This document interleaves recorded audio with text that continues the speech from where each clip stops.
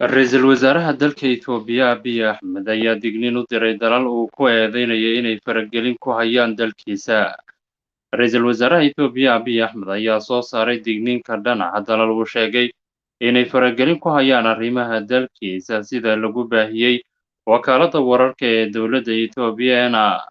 Abiy ayaa sheegayay inuusan ogolaan doonin in dib u dhaca doorashooyinka guud ku yimid loo isticmaalo ajendayaal kale oo uu sheegay in dabada ay ka riixayaan dalal awood badan oo uusan carrabaabin.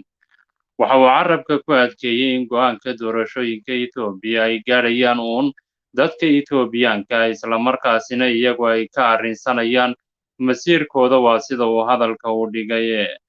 Waxa uu ka digay ajanabiga faraha kula jira arrimaha gudaha dalkiisa isagoo ku eedeeyay dalal awood badan oo uusan carrab dhabin inay dalkiisa ka wadaan olole liddi ku ah danahooda oo xooggan.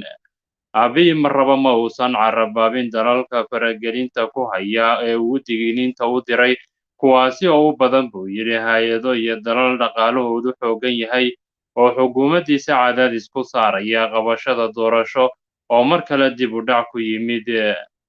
Itoobiya u wiiqmi mayso turunturooyinka laga soo maleegayo dalalka dibadda ah, ayuu yidhi Ra'iisul Wasaaraha dalka Itoobiya Abiy Ahmed. Hadalka Abiy ayaa imanaya xilli Sabtidii toddobaadkan madaxda guddiga doorashooyinka Itoobiya ay shaaciyeen inaysan macquul ahayn in la qabto doorashada baarlamaanka oo qorshuhu ahaa inay dhacdo 5 Juun,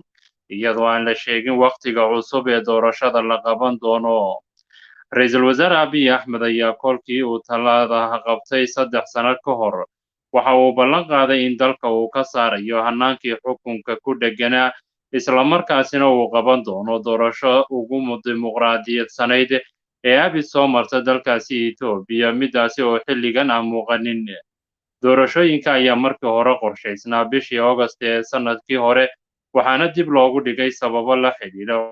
cudurka safmarka ah ee dunida ku faafay, iyadoo dhibaatooyinna ay soo kordheen tan iyo waqtigaasi ay ka mid tahay dagaalka gobolka waqooyiga ka socda ee Tigreega.